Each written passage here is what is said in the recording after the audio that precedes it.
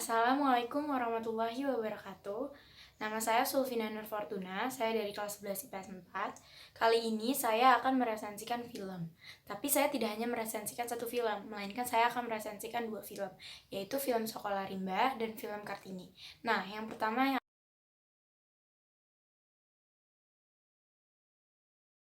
akan saya resensikan itu adalah film Sekolah Rimba. Nah, film ini disutradarai oleh Riri Riza dan diproduseri oleh Mira Lesmana. Film ini di bawah production house Visit Lintas Film. Dan film ini memiliki durasi 90 menit. Nah, film ini itu sebenarnya diangkat dari sebuah buku yang merupakan kisah nyata dari seorang Butet Manurung. Di film ini, Butet Manurung diperankan oleh Prisiana Sution. Karena antusias yang sangat ramai dari buku tersebut, maka akhirnya buku ini diangkat menjadi sebuah film. Dan ternyata setelah diangkat menjadi sebuah film, antusiasnya pun tidak kalah ramai dibandingkan dengan bukunya. Jadi, film ini menceritakan tentang Butet Manurung yang bekerja di Lembaga Konservasi Masyarakat yang ada di Jambi. Lembaga ini berusaha untuk mengajarkan masyarakat-masyarakat pedalaman atau yang lebih sering disebut dengan masyarakat rimba. Jadi, Butet Manurung ini mengajarkan bagaimana cara membaca, menulis, dan berhitung masyarakat-masyarakat rimba. Kebetulan Butet itu mengajar di hulu Sungai Makelar. Nah, pada dalam perjalanannya ketika sedang bekerja, Butet mengalami penyakit malaria. Nah, akhirnya Butet mengalami pingsan. Tapi ketika Butet sadar, Butet diberitahu bahwa ia diselamatkan oleh salah satu anak berasal dari hilir Sungai Makelar. Butet penasaran siapa anak tersebut yang menolongnya. Setelah Butet mengetahuinya, ternyata anak tersebut bernama Bungo. Dan ternyata anak tersebut telah mengikuti Butet selama Butet mengajar di hulu. Anak tersebut telah mengikuti Butet selama Butet mengajar di hulu Sungai Makelar. Dan selama ia mengikuti Butet, ia selalu membawa segulungan kertas yang merupakan surat perjanjian yang telah dicap jempol oleh kepala adatnya. Nah, mengapa ia selalu mengikuti Butet? Karena ia ingin belajar membaca, menulis, dan berhitung dengan Butet. Nah, Butet mengetahui hal tersebut. Akhirnya Butet mengajukan hal tersebut kepada atasannya di kantor. Butet bilang bahwa ia ingin memperluas wilayah kerjanya hingga ke hilir Sungai Makelar. Namun atasannya menolak hal tersebut. Namun Butet tidak patah semangat. Butet terus mencari cara bagaimana ia bisa memperluas wilayah kerjanya hingga ke hilir Sungai Makelar.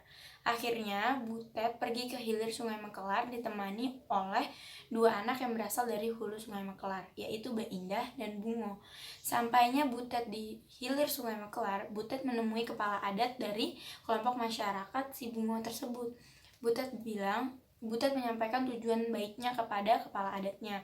Butet bilang bahwa ia ingin mengajarkan mereka bagaimana cara membaca, menulis, dan berhitung. Lalu kepala adat bilang kepada Butet bahwa, baiklah, saya pikirkan dulu dan saya bicarakan dulu dengan masyarakat dari kelompok saya. Dia bilang seperti itu. Akhirnya Butet menunggu di sana hingga akhirnya semalaman, dan akhirnya besok pagi Butet mendapat keputusan dari kepala adatnya. Kepala adat tersebut bilang ke Butet bahwa oke, saya menyetujuinya dan memperbolehkan Butet untuk mengajar masyarakatnya. Akhirnya Butet masuk ke kelompok masyarakat tersebut dan Butet mulai mengajarkan bagaimana cara membaca, berhitung, dan menulis. Nah, Bungo mengetahui hal tersebut dan Bungo sangat senang. Akhirnya Bungo selalu belajar kepada Butet. Bungo belajar bagaimana cara berhitung, bagaimana cara membaca, dan bagaimana cara menulis. Hingga suatu saat Butet diusir dari kelompok masyarakat Bungo karena masyarakat dari kelompok Bungo ini meyakini bahwa adat yang mereka meyakini bahwa membaca, menulis, berhitung, memegang buku, dan selalu membawa alat tulis itu merupakan sebuah kutukan. Akhirnya Butet diusir dari kelompok masyarakat tersebut dan Butet tidak bisa berbuat apa-apa. Hingga akhirnya Bungo menyadari hal tersebut, mengetahui hal tersebut, Bungo merasa sedih dan terus mencari ibu guru Butet pergi kemana. Hingga suatu saat, akhirnya Butet mengetahui bahwa di depan hutan sebelum memasuki Sungai Makelar, itu ada satu pemukiman penduduk yang berasal dari Jawa. Butet biasa bersinggah di sana ketika ingin masuk ke hutan. Dan ketika di sana, Butet bilang bahwa Butet ingin mengajar, dan ibu yang mempunyai rumah itu memperbolehkan tempat tinggalnya untuk Butet. Dan akhirnya masyarakat hulu Sungai Makelar dan masyarakat hilir Sungai Makelar yang ingin terus belajar membaca dan menulis mengetahui hal tersebut. Akhirnya mereka datang ke tempat tersebut. Dan Bunga pun mulai belajar lagi di sana, belajar bersama dengan Butet. Hingga akhirnya Bunga bisa membaca dan akhirnya dia mengetahui apa isi perjanjian dari surat tersebut. Sekarang setelah Bunga bisa membaca perjanjian tersebut, Bunga bisa membawa kelompok masyarakatnya. Ketika Bunga bisa membaca, akhirnya Bunga bisa membawa masyarakatnya menuju yang lebih baik. Bunga bisa memberitahu kepala adatnya bahwa perjanjian tersebut itu hanya menguntungkan pihak luar tetapi tidak menguntungkan masyarakatnya. Ketika Butet mengetahui hal tersebut, Butet sangat merasa senang akan hal itu karena menurutnya ia telah berhasil mengajarkan masyarakat rimba menuju yang lebih baik atau menuju ke masa depan yang lebih baik karena sudah mulai bisa membaca, berhitung, dan menulis. Nah, kekurangan dari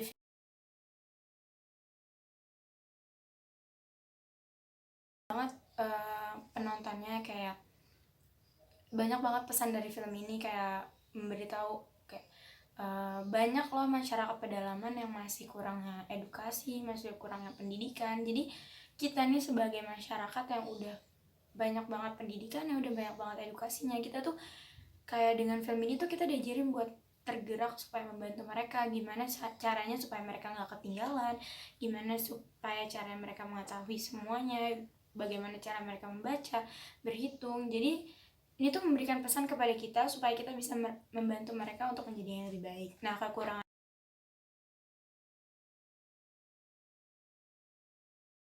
dari film ini tuh kayak peran pembantu dalam film ini, kayak dari masyarakat rimbanya ini masih kurang masih yang kayak sadar akan kamera gitu, jadinya masih kurang bagus. Nah, untuk peran Prisiana Sution ini juga udah lumayan baik. Nah, dan sikap Butet di film ini tuh sebenarnya ngajarin kita bagaimana caranya kerja keras, gak gampang nyerah, terus tekun sama apa yang akan dilakuin. Itu tuh pesan yang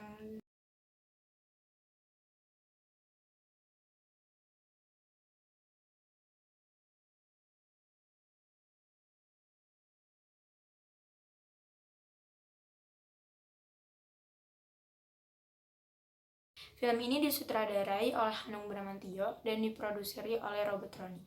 Film ini dibawa Production House Legacy Pictures Screenplay Film. Film ini berdurasi 122 menit. Film ini menceritakan tentang Kartini yang merupakan seorang emansipasi wanita di Indonesia. Film ini menceritakan bagaimana Kartini mengangkat harkat serta martabat wanita di depan publik, atau mengangkat harkat serta martabat wanita itu sama dengan laki-laki. Karena kan menurut orang zaman dulu, seorang wanita itu hanya harus ada di sumur, di dapur, di kasur, melayani suami, dan di rumah. Namun menurutnya, hal itu tidak benar. Wanita juga perlu pendidikan, wanita juga perlu mengetahui hal-hal yang lain yang bisa dilakukan dan bisa membawa manfaat. Jadi Kartini ingin menunjukkan bahwa semua itu salah. Wanita bisa juga melakukan apa yang dilakukan oleh laki-laki, namun masih dengan batasnya.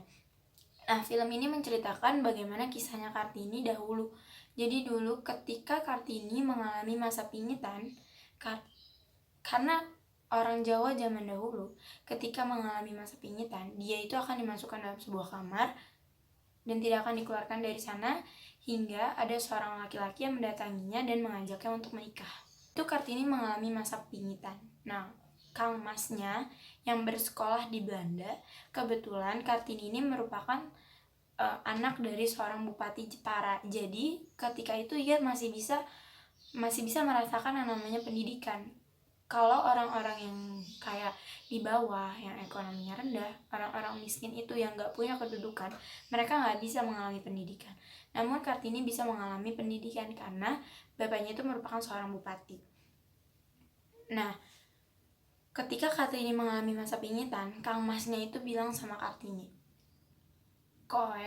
kamu badanmu bisa saja dikurung, tapi pikiranmu jangan dikurung. Maksudnya itu badannya dia atau jiwanya dia itu boleh dikurung di dalam kamar, boleh dikurung di dalam rumah, tapi pikirannya itu jangan juga ikut dikurung. Pikirannya harus tetap bisa terbuka, harus tetap bisa tahu pendidikan, tahu tentang hal-hal yang ada di luar sana.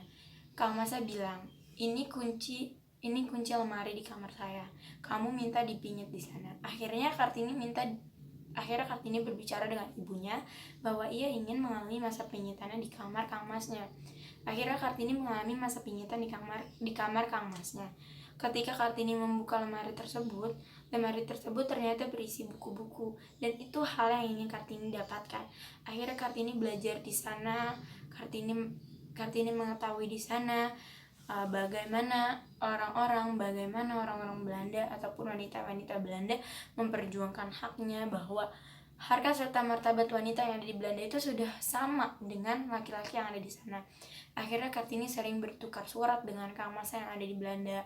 Kang Masa sering memberi masukan kepada Kartini, dan akhirnya hingga suatu saat Kartini mengalami masa pingitan yang sama dengan adik-adiknya memasuki masa pingitan yang sama, dan akhirnya Kartini memberitahu juga kepada adiknya apa yang disampaikan oleh Kang Masnya. Kang Mas bilang, walaupun badan kita terkurung di dalam rumah dan di dalam kamar, tapi pikiran kita tidak boleh dikurung. Akhirnya ia mengalami masa pingitan yang sama dengan adik-adiknya, yaitu di kamar Kang Masnya. Ia memberitahu adiknya bahwa pendidikan itu penting untuk kita, dan dia akhirnya mengajarkan adik-adiknya untuk terus membaca, menulis, dan terus mengembangkan pikirannya. Ketika ibunya mengetahui hal tersebut, ibunya merasa tidak suka. Ibunya merasa itu adalah sebuah penolakan sebagai wanita, dan akhirnya ibunya memisahkan seluruh adik-adiknya dengan Kartini. Semenjak saat itu, Kartini sudah tidak diperbolehkan lagi untuk membaca buku maupun belajar. Kartini sadar hal tersebut. Akhirnya Kartini kabur dari kamarnya dan menemui ayahnya.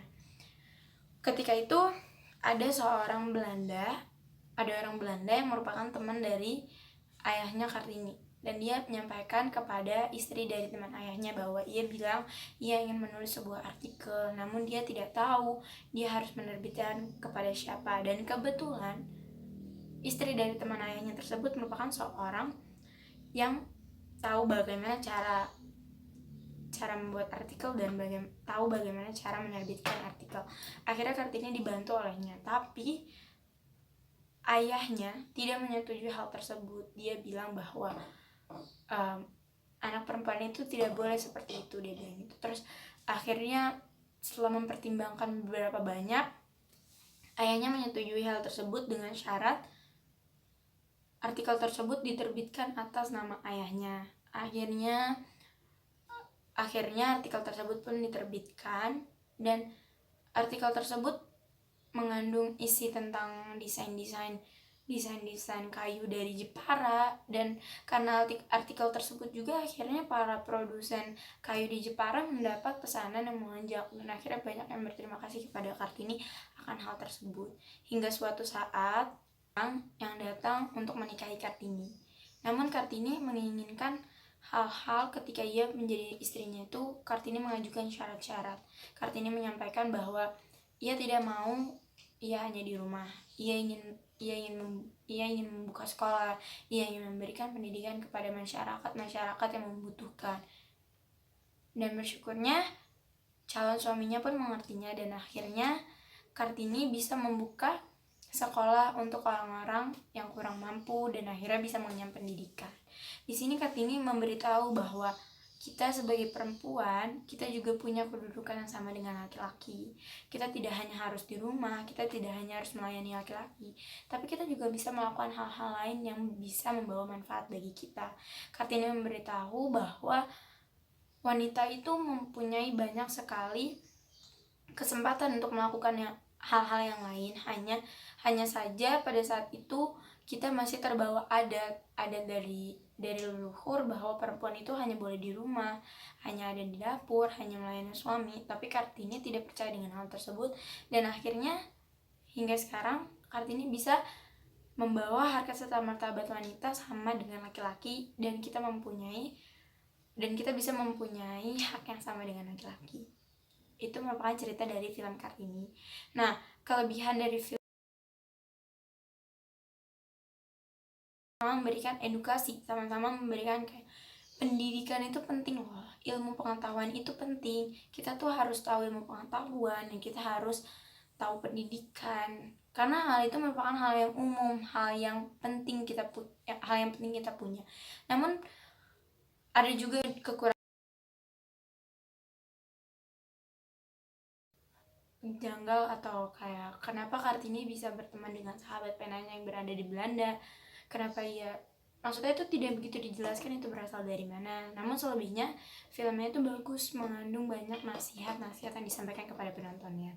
Nah, untuk Kartininya sendiri itu memiliki sifat yang tekun, terus kerja keras, terus mengajarkan kita untuk kalau kita menginginkan suatu hal dan pengen hal itu tersebut dapat terwujud, kita tuh harus melakukannya dengan tekun, dengan kerja keras. Dan Kartini melakukan itu semua dengan baik, dan akhirnya Kartini bisa mewujudkannya, dan akhirnya harkat serta martabat wanita itu bisa sama dengan laki-laki.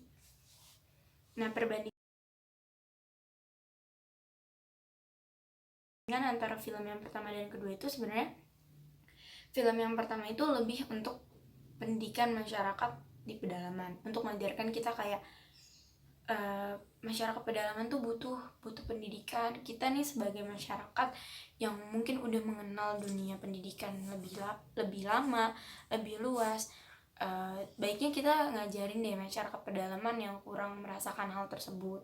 Nah, kalau yang di film yang kedua ini mengajarkan tentang kita perempuan itu punya hak yang sama dengan laki-laki. Kita jangan mau dibilang kayak misalnya wanita itu cuma ada di dapur, wanita itu cuma boleh di rumah, wanita itu cuma bisa melayani suami. Kenyataannya enggak, wanita bisa melakukan hal-hal yang sama dengan laki-laki, bahkan lebih dari laki-laki kalau kita mau. Dan dari film itu mengajarkan bahwa kita wanita bisa melakukan lebih dari laki-laki, dan kita wanita mempunyai hak yang sama dengan laki-laki. Demikian penjelasan film yang dapat saya sampaikan, kurang lebihnya mohon maaf. Wassalamualaikum warahmatullahi wabarakatuh.